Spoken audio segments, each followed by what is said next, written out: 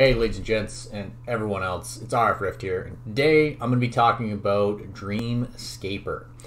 Now, this is going to be some beginner tips. This is an amazing action roguelike that came out probably about a month ago now at this point, and is one that I really enjoy. So I'm going to take some time, break it down, talk about some beginner tips and things like that for all of you, and we'll be going from there. Also want to say right off the hop, I'm hopefully getting back on the content train a little bit more effectively over the next little bit, so I'll be having some more stuff for you guys here very soon. But with that being said, let's get on to the stuff. So ladies and gents, first things first, Dreamscaper is a gorgeous action roguelike. That's to go without saying. But the big thing we want to talk about to start off with is you have plenty of options. This game gives you a million different things to work with, so don't get overwhelmed too quick. But reminder, you're always going to have your main weapon, your ranged weapon, 2 lucid attacks, as well as your slowdown time eventually. These are going to allow you to make sure you can get through rooms. Make sure you use all of them. I'm someone who sits there and only uses the main attack and the range all the time and never use my lucids, which is a huge issue. If you're going to want to get good at this game or just get used to it, make sure you're practicing with everything, because if you don't, you're just wasting resources, right? You're not going to be able to actually get through everything here. Now, building off of that, when we're talking about that you have a whole bunch of opportunities, remember that you can customize your loadouts. Now, if you're someone who's new to this game, you're going to have to complete roughly 3 runs, I do believe. Once you've died 3 times, you'll get access to your dream journal. In there, you can choose your loadouts. Now, what this means is you can actually choose every weapon, your ranged, your melee, and your lucids, as well as your dash, from the get-go. Now, this is super awesome if you're someone who wants to say, hey, try and build a run based on one thing. But what I always recommend doing is just mixing it up. What I did when I started playing was I only locked in my dash. So you'll notice I'm using the flame step here. That is my favorite dash. That's the one I enjoy the most.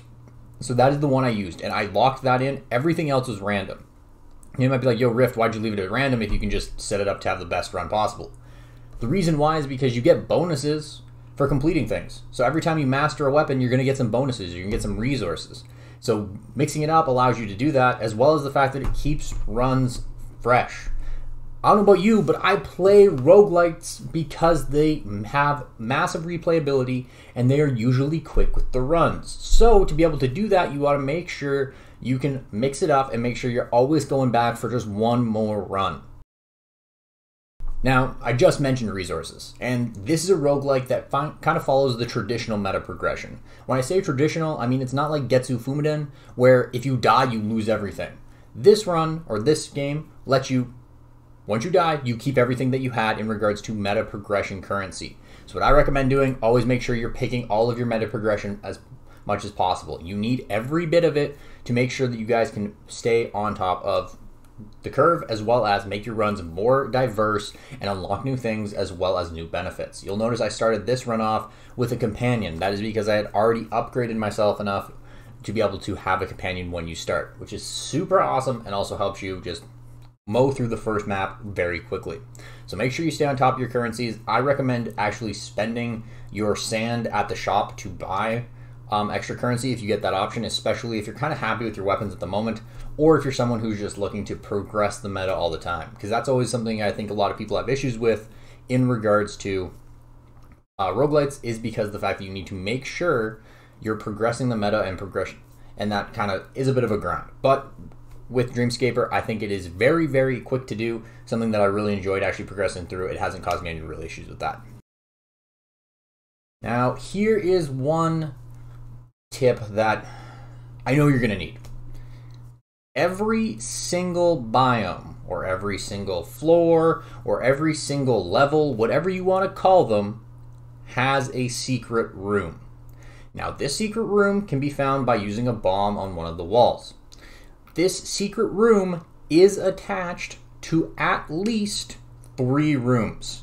So, you'll notice I'm pulling up my map right now here.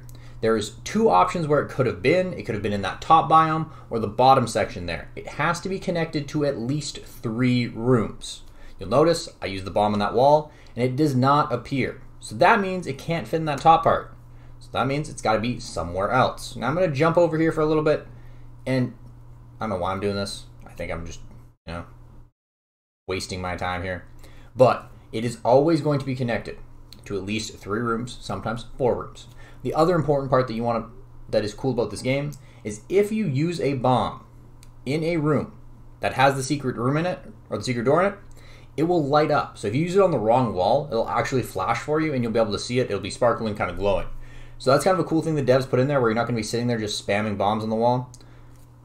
But other than that, that is the cool part about the secret rooms. Now, if you were looking to try and get 100% on a floor to complete your dream journal, make sure you get the secret room, because if you do not, it is not going to count as 100%. So always keep looking for that. Last tip I got for this one is be prepared for a difficulty ramp. The first room, floor, biome, whatever you want to call it, is relatively chill. Once you get the handle on the game controls, you're going to be able to mow through the enemies.